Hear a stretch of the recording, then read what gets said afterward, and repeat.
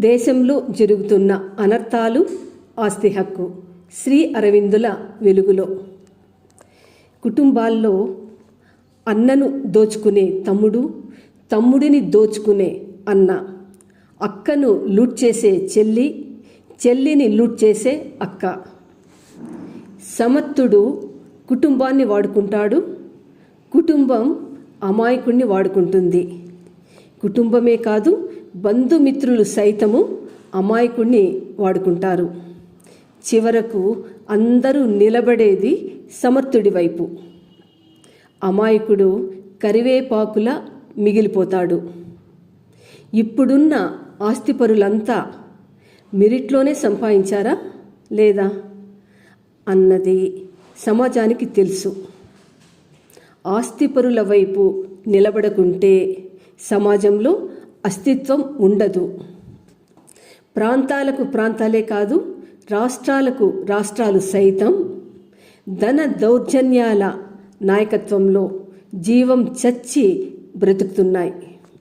చివరకు ప్రభుత్వం సైతము ధన దౌర్జన్యాల గుప్పిట్లోనే ఉంటున్నది.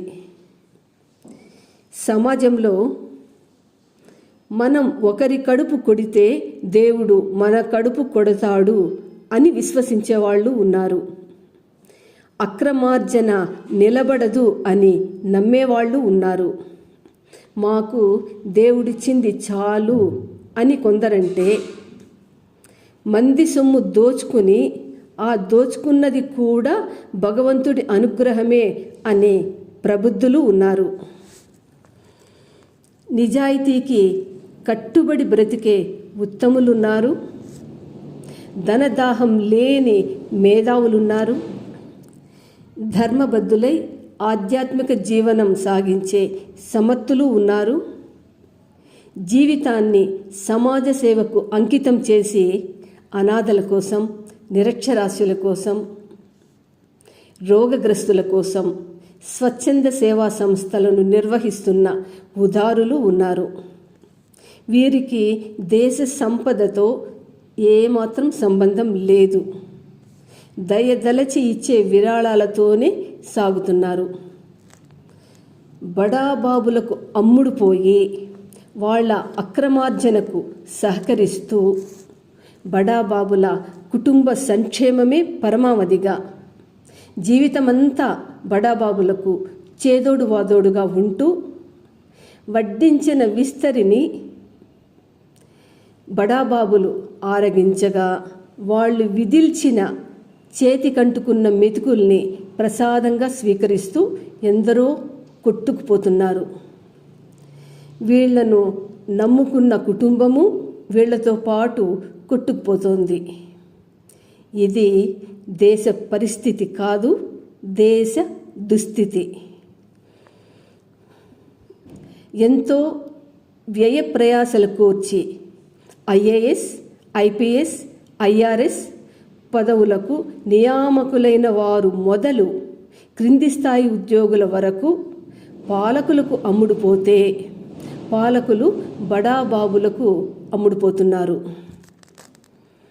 భారత పౌరుడు దేశంలో ఎక్కడైనా ఆస్తి సంపాదించే హక్కు ఉంది.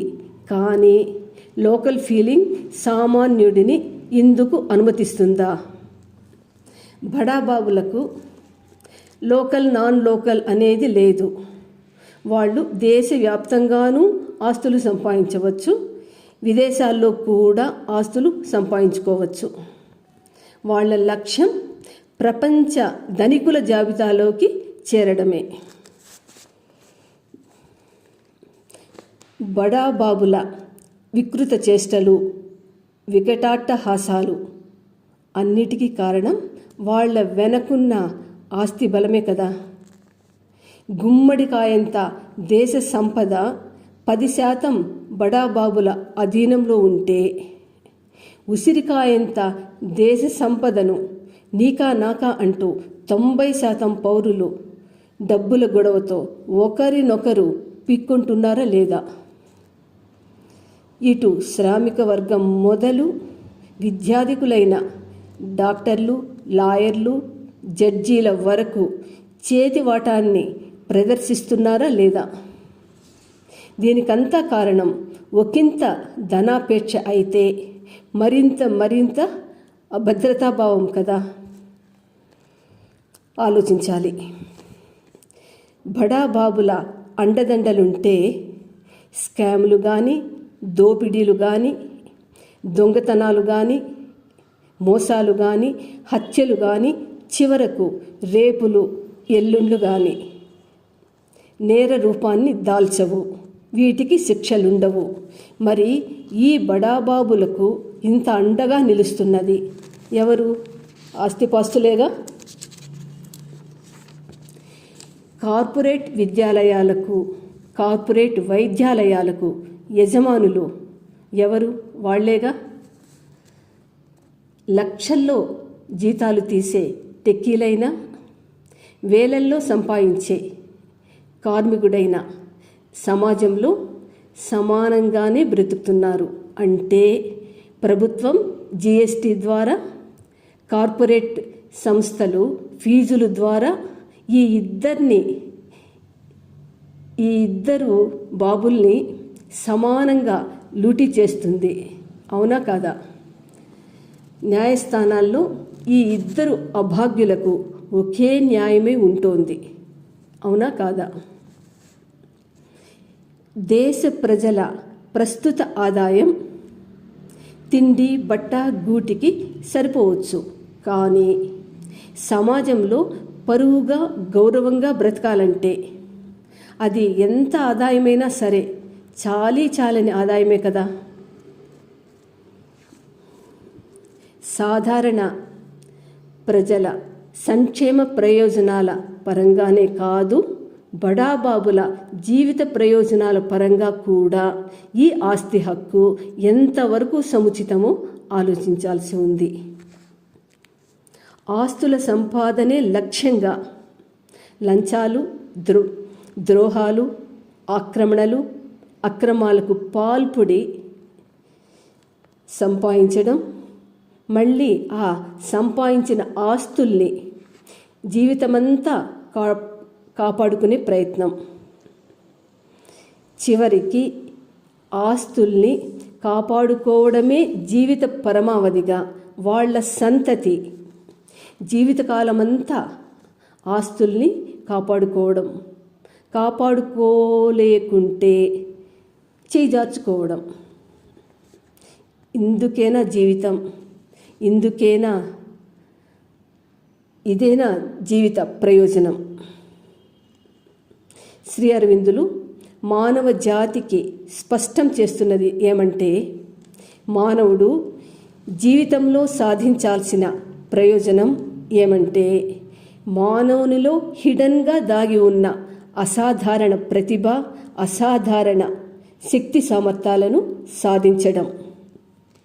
ఈ జీవిత ప్రయోజనాన్ని సాధించడానికి అన్ని తరగతుల ప్రజలకు సమ అవకాశం ఉండాలి.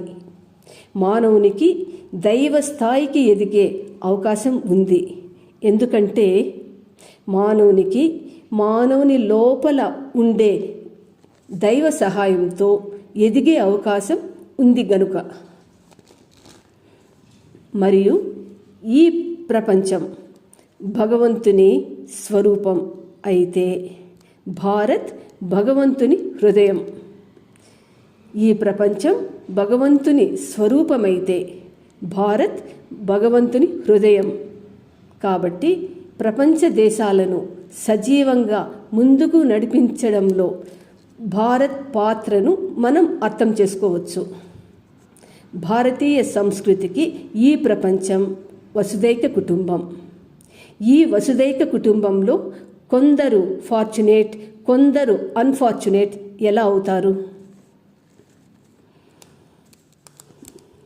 దివ్యాంగులైన, మెంటలీ ఛాలెంజ్డ్ అయిన, ఎంతటి అసమర్థులైన, అమాయకులైన భూమి మీద జీవితంలో ఎదగాల్సిన వాళ్లే. ఇది మన భారతీయ సంస్కృతి.